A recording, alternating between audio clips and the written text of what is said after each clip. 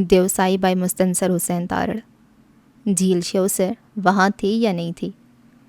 چلم چوکی کی آخری چھت گزری تو ایک قبرستان دکھائی دیا، چند پتھر، 2-3 کتبے اور ایک سہمی ہوئی سوگوار ویرانی۔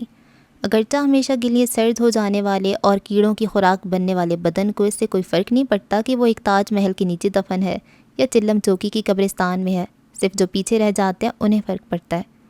اگر کوئی دریائے شین میں یا ورگوت گلیشیئر کی ندیوں میں گر کر اس کائنات آپ کا ایک ذرہ بن جاتا ہے اور بہہ جاتا ہے تو اسے کوئی فرق نہیں پڑتا، لیکن اس کے پیاروں کو فرق پڑ جاتا ہے کہ وہ بہتے ہوئے پانیوں پر اس کے لیے دیے کیسے جلائیں۔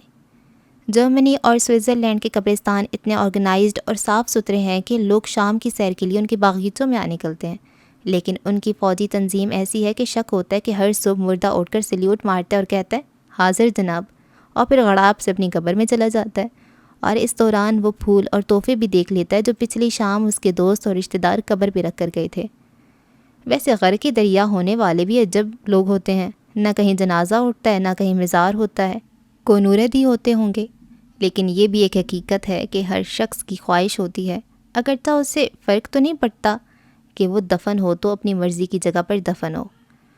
لوگ حج کے دوران فوت ہو جاتے ہیں تو بھی ان کی آخری خواہش یہی ہوتی ہے کہ وہ اپنے کلر زدہ گاؤں کے کنارے پر جو بے آباد بیریوں اور کانٹے دار جھاڑیوں سے اٹا قبرستان ہے اور جس میں چھپکلیاں اور کرلے رینگتے ہیں وہاں دفن کیا جائے۔ میرے ابا جی کے ایک دوست فیروز تارڑ جو کبھی کچھ ہو جاتے تھے اور کبھی کچھ، کبھی عیسائی ہو جاتے تھے اور کبھی مسلمان اور کبھی درمیان میں قیام کر لیتے تھے، جب اپنی اولاد کے بےحد اصرار پر امریکہ گئے، اور اولاد کا اصرار صرف مالی نقطہ نگاہ کی وجہ سے تھا کہ اگر ہر برس بوڑھے باپ کو دیکھنے کے لیے امریکہ سے لاہور آنا پڑتا ہے اور سب کو آنا پڑتا ہے تو اگر باپ کو ادھر درآمد کر لیا جائے تو بہتر سودا ہے، تو وہ اس شرط پر گئے کہ بیٹا جان اگر میں امریکہ میں مر جاؤں تو تم نے مجھے واپس لا کر میرے آبائی گاؤں مانو چک میں دفن کرنا ہے۔ اولاد کا خیال تھا کہ ابھی بابا قائم ہے، بہت جیے گا، اس لیے وعدہ کر لیا، لیکن خدا کا کرنا کیا ہوا کہ ادھر فیروز تارڑ امریکہ گئے اور چند دنوں میں ٹھنڈے ہو کر مالک حقیقی سے جا ملے۔ کم از کم قیاس یہ ہے کہ مالک حقیقی سے جا ملے، ورنہ جیسی ان کی طبیعت تھی پتہ نہیں کسی کو ملے بھی یا نہیں ملے۔ تو بیٹوں نے مجبوراً ایک زر کثیر صرف کیا اور ان کے جاٹ اور تارڑ ہونے کے تفاخر سے اکڑی ہوئی سفید مونچھیں سمیت ان کی لاش مانو چک لے کر آ گئے۔ یہاں پر مولوی صاحبان نے بہت دنگا کیا کہ ہم ایک ایسے شخص کو اپنے قبرستان میں دفن کرنے کی اجازت نہیں دیں گے جس کے بارے میں کچھ پتہ نہیں کہ وہ کیا تھا۔ اس پر ان کی برادری والوں نے مولوی حضرات کی خدمت میں گزارش کی کہ یہ شخص ہم میں سے تھا، جو بھی تھا یہیں دفن ہوگا، اگر آپ نے مداخلت کی تو ہم روزانہ کی گلی اور جمعرات کا حلوہ کینسل کر دیں گے۔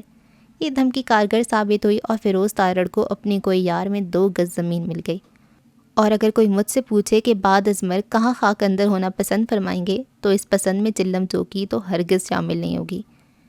جیپیں چوکی سے نکل کر کسی روڈ پر رواں تھیں اور یہ صرف نام کی روڈ تھی، اور روشنی گھٹتی جاتی تھی اور سردی بڑھتی جاتی تھی۔ دائیں ہاتھ پر ایک بلند چٹانی اما جگہ میں پناہ لیے ہوئے شرکل نام کا گاؤں دکھائی دیا، اور یہ بھی ویران لگ رہا تھا۔ جیپ کے ٹائروں تلے صرف بڑے بڑے پتھر تھے اور ان پر وہ ایک شوخ مینڈکی کی طرح اچھلتی جا رہی تھی، اور اس کے اچھلنے سے کلیجہ حلق میں آتا تھا اور جوڑ جوڑ الگ ہوتا تھا اور دکھتا تھا اور سر چھت سے ٹکراتا تھا۔ یہ کیفیت مسلسل تھی اور ہم دیوسائی کے ہموار میدانوں کے عادی عجیب اذیت بھری صورتحال میں گرفتار ہی گرفتار تھے، لیکن اس آفت کے باوجود حیرت ہے کہ جیپ کے پچھلے حصے سے گانوں کی اور بلند کہکوں کی آوازیں آ رہی تھیں۔ یوں لگتا تھا کہ وہاں ایک بہت وحشی قسم کی پارٹی ہو رہی ہے، لوگ رقص کر رہے ہیں، شور مچا رہے ہیں، اور شاید کچھ خواتین بھی ہیں جو چیخیں مار رہی ہیں اور خوب ہلا گلا ہو رہا ہے۔ میرے برابر میں اگلی نشست پر گلتری کا ایک ریڈیو میکینک مصطفیٰ سکردو سے چند ریڈیو اور پرزے وغیرہ خریدنے جا رہا تھا، اور بھلا آدمی تھا۔ جیپ کے پچھلے حصے میں پارٹی جاری تھی اور رقص و نغمہ کی صدائیں مزید بلند ہو رہی تھیں۔ ایک موڑ پر جیپ رکی تو میں اتر کر پیچھے چلا گیا۔ اے ناہنجار ساتھیو، تمہارا لیڈر تنہا اور بے سرد و سماں اور ہچکولے کھاتا ہے اور فرنٹ سیٹ پر سفر کرتا ہے، اور تم یہاں عیاشیاں کر رہے ہو۔ آ جاؤ جی، کسی نے کہا اور اوپر کھینچ لیا۔ میں رکسیکوں اور نیلے ڈرموں پر منہ کے بل جا گرا۔ جیپ پھر حرکت میں آ گئی اور مجھے پہلی بار احساس ہوا کہ میں تو فرنٹ سیٹ پر بیٹھا ایک جنت میں بیٹھا تھا۔ یہاں تو حالات نہایت دگرگوں تھے، اگرچہ یہاں موسیقی کا دورہ تھا۔ ٹیپ ریکارڈر سے میں جانا جوگی دے نال اور سانو نہر والے پل تے بلا کے وغیرہ کی صدائیں بلند ہو رہی تھیں، لیکن جیپ جو ہی حرکت میں آئی تو اس کے جھٹکے اور اچکولے مجھے یوں جھٹکنے لگے کہ نہ کوئی بندہ رہا اور نہ کوئی بندہ نواز۔ رکسیک، ڈرم اور میرے ساتھیوں کی ٹانگیں اور میں سبھی ایک ہوئے، راڈ کو تھامے ہوئے میں ان پر اچھلتا جاتا تھا، ایک شوخ مینڈک کی طرح نہیں بلکہ ایک بجھے دل والے موٹے مینڈک کی طرح، اور راڈ بھی بار بار دامانے یار کی طرح ہاتھ سے چھوٹا جاتا تھا۔ میں بمشکل اپنے چہرے کو پچکنے سے بچا رہا تھا۔ حالت غیر ہو گئی تھی، یہ میں تھا اور میرے ساتھی آباد اور شاد تھے، کہہ کے لگا رہے تھے، مزے کر رہے تھے کیونکہ وہ سامان میں سیٹل ہو چکے تھے اور ان کے بدن ان جھٹکوں کو سہار سکتے تھے۔ اور جب میری حالتیں زار بلکہ زار ہو گئی تو میں نے دہائی دے کر جیپ رکوائی اور واپس اگلی نشست پر جا کر بیٹھ گیا، اس غلام کی طرح جو پانی میں چند ڈبکیاں کھانے کے بعد کشتی میں بیٹھے رہنے کی عافیت سے آگاہ ہو گیا تھا اور اب بندہ بن کر چپ بیٹھا تھا۔ میری اس بے آبرو رخصتی پر میرے ساتھیوں کے کہکے اور موسیقی مزید بلند ہو گئے۔ اب وہاں سے دیکھ لیا میں نے الفت کا تماشا دیکھ لیا کی صدا آ رہی تھی، تاریکی بڑھ رہی تھی۔ شوسر جھیل کتنی دور ہے؟ میں نے حسن سے پوچھا۔ یہ چھچور ٹاپ کی چڑھائی ہے، یہ ختم ہوگی تو ہم دیوسائی میں داخل ہوں گے اور جھیل نظر آ جائے گی۔ رات ہو رہی ہے تو کیسے نظر آئے گی؟ ہاں شاید نظر نہیں آئے گی۔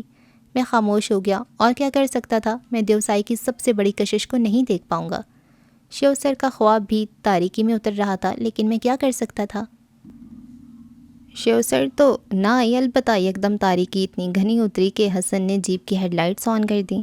ہمارے پیچھے آنے والی جیپ لڑکتی ہوئی پتھروں سے ٹکراتی چلی آتی تھی، اس کی لائٹس بھی روشن ہو گئیں اور اب جیپ غائب ہو گئی اور اندھیرے میں اچھلتی دو روشنیاں ہمارے پیچھے پیچھے چلی آتی تھی۔ سفر کا اختتام ہی نہ ہوتا تھا، دھچکوں اور ہڈی الگ کرنے کا جو اعلیٰ انتظام تھا اس کا خاتمہ ہی نہ ہوتا تھا۔ پھر کوئی ایک وقت آیا، کوئی ایک لمحہ کہیں آسمانوں سے اترا اور جیپ کے ٹائر جیسے سکون میں چلے گئے، خاموشی سے ایک ہموار سطح پہ چلنے لگے۔ میں آنکھیں پھاڑ کر آس پاس کی تاریکی میں دیکھنے کی کوشش کر رہا تھا کہ ہم کہاں ہیں۔ جیپ تھم گئی۔ صاحب جھیل آ گیا۔ کہاں ہے؟ ادھر دائیں جانب پھیلا ہوا ہے لیکن نظر نہیں آتا۔ نہیں، ادھر دائیں جانب تو اندھیرے کی ایک وسعت تھی، اس میں میری آنکھوں نے بہت سفر کیا لیکن کچھ سجائی نہ دیا۔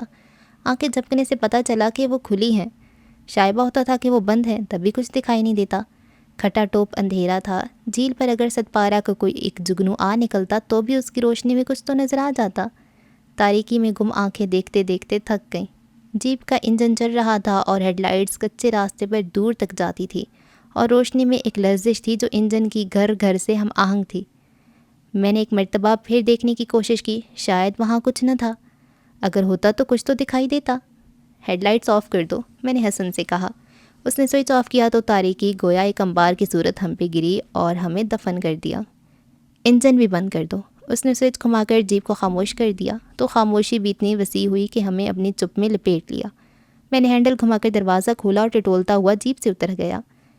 صاحب احتیاط کرو، کنارے تک نہ جانا، بہت خطرناک اور گہرا پانی ہے، ادھر تو جہاز ڈوبتا ہے۔